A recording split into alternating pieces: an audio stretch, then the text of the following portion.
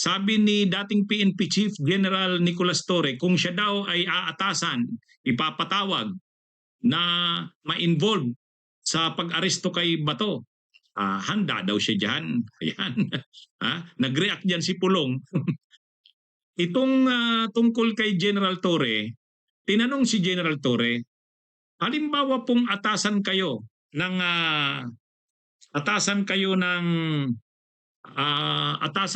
PNP, kasi sa totoo si General Nicolas Torre hindi pa naman retire. Floating siya eh. Nasa holding unit siya. Ibig sabihin, ang kanyang ranggo, 4-star general pa rin naman eh. Hindi naman pwedeng alisin sa kanya yon. Siya pa rin ang pinakamataas na ranggo. 4-star general siya. Kaya lang, sa ngayon, wala pang assignment sa kanya kung saan siya. Nasa holding unit siya, parang floating. Pero, tinanong si General Nicolas Torre, halimbawa pong i-involve kayo sa pag-aresto kay Bato de la Rosa kung lumabas ang ICC arrest warrant, okay po ba kayo?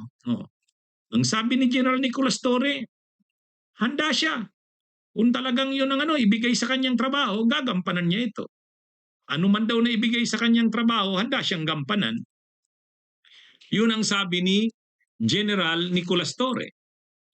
Kaya sabi niya, walang problema sa akin yan. Ako naman, kung ano yung ibigay sa aking trabaho, handa akong gampanan. O syempre, nagalit na naman ang mga DDS sa sinabing ito ni General Nicolas Torre. Kasi alam naman natin si General Nicolas Torre, pagka ganyan pag pinatrabaho mo sa kanya ang ganyang bagay, gagawin niya talaga yan. Hindi niya yan aatrasan. At saka pag siya, nasubok naman natin yan. Si General Nicolas Torre, kapag trabaho, lalo na ganyan, ang mission ay mission. Walang distraction sa kanya. Hindi mo siya matatakot, hindi mo siya tingnan nyo naman yung nangyari sa kanya doon kay Kibuloy. Ang daming sa kanya, kontra, sinisiraan siya, hinaharangan siya, niraralihan siya yung mga miyembro ng QJC, nag-imbestigasyon pa yung Senado, sila Bato de la Rosa, sila Padilla, sila Bongo para pigilan siya. Hindi siya tumigil. O ganun ka determinado si Torre. Kumbaga si General Torre, sabi niya, good soldier naman siya. Kung anong ibigay sa kanyang trabaho, gagawin niya. Kaya kung ipapatrabaho yan sa kanya si Bato, halimbawa lumabas ang arrest warrant at katulungin siya, pag binigay daw yan sa kanyang trabaho na yan, hahanapin niya yan kahit nasaan si Bato. Nabasa ko yun.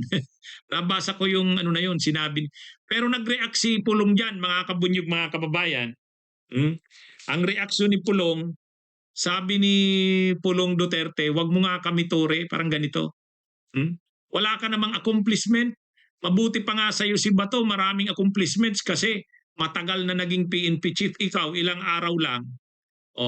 Wala ka namang accomplishment. Siyempre, galit si Pulong Duterte kasi naiisip ni Pulong Duterte, si Torre na naman ang huhuli kay Bato. Kaya nangangalaiti sa galit si Pulong doon sa statement niya. Pikon siya eh. Kasi si Duterte ang si Torre ang umaresto kay Kibuloy. Si Torre din ang umaresto sa kanyang ama. Kaya ngayon na naman si Bato. Kaya ang reaksyon ni Pulong, wala ka namang accomplishment, Torre. Pero ang hindi, kahit palait-laitin ni Pulong si Torre, anong walang accomplishment? Yung pag-aresto kay Kibuloy ay napakalaking accomplishment, napakahirap nun. Yung pag-aresto kay Duterte at pag-turnover sa ICC, ano ba yan? Hindi ba accomplishment yon? Sa kanila na mga DDS, hindi accomplishment yun. Pero sa bayan, sa PNP organization, napakahirap nun. Napakahirap nun. Pero nagtagumpay si General Torre doon. Ang bango ng imahe ng PNP dahil doon eh. Kaya pikon si Pulong na kinakantsawan niya, iniinsulto niya, linalait-lait niya si Torre. na sinasabi niyang si Bato ang may accomplishment kasi matagal siyang PNP chief. Ikaw, ilang araw ka lang. Oo, matagal si Batong PNP chief. Pero ano naman yung kanyang accomplishment? Mga patayan. Kaya nga siya ngayon wanted ng ICC. Kaya nga siya ngayon wanted ng ICC dahil sa crimes against humanity. Oh, yan ang pinagmamalaki niyong achievements ni Bato. O tingnan niyo ngayon, pagbabayaran niya yun. Pagbabayaran niya. Si General Torre, hindi. Ang accomplishment niya ay para sa mabuti. Kaya lang, pinulitika kasi siya sa loob ng PNP. Yun ang totoo. Pinulitika siya. Pero kahit nga ganun, hindi naman masama ang loob ni General Torre. Sabi niya, naano ko na yan. Nalampasan ko na yan, yung ginawa sa akin na kung hindi na ako PNP chief. Medyo ano nga lang kasi 80 days ba siya? 85 days. Pero sabi niya, ano na ako, tanggap ko na yan. Nakamove on ako dyan, sabi ni General Torre. Pero sila Pulong, ang pinagmamalaki, si Bato daw, mabuti daw si Bato, maraming accomplishment. Si Torre daw wala. Kasi 85 days nga lang daw. Si Bato, totoo, matagal na PNP chief. Pero anong accomplishment niya? Patayan? O ngayon, yung accomplishment niya na yan, pinagmamalaki nilang accomplishment, yan ang dahilan kaya siya ngayon wanted ng ICC. Crimes against humanity. Pero kahit yung accomplishment na yan, inaano naman iba to eh. Dinidinay nila. Noon, pinagmamalaki nila ni Digong na maraming namatay. At yung pagpatay na yon, mga pagpatayan na yon, accomplishments nila.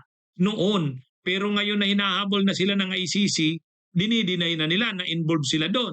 Dinidinay na nila na silang pasimuno noon. Kita mo yan. Paano yan Pulong makiklaim na accomplishment ni Bato? Dinidinay niya nga. Di ba? Dinidinay niya na hindi sila ang pasimuno noon. Kumbaga hindi daw nila kontrolado yung sitwasyon. Yung mga patayan daw na yon, riding in tandem, yung mga death squads, hindi daw nila ano yun. Imagine niyo yan.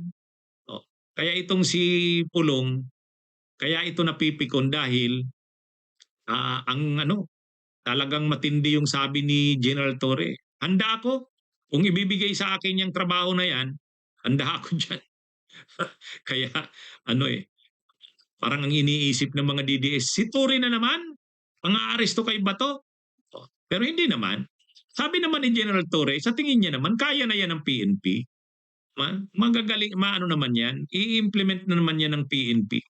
Ang sabi niya lang, kung kailanganin uli siya, handa siya, hindi niya yan aatrasan. Yan yon. Ngayon mga kabunyog, mga kababayan. Bunyog, bunyog, halikan na kasama ka. Bunyog, kapag buklod ay may pag-asa. Luzon, Visayas, Mindanao, isa ang pananaw. Sa bagong Pilipinas ang bunyog isisigaw.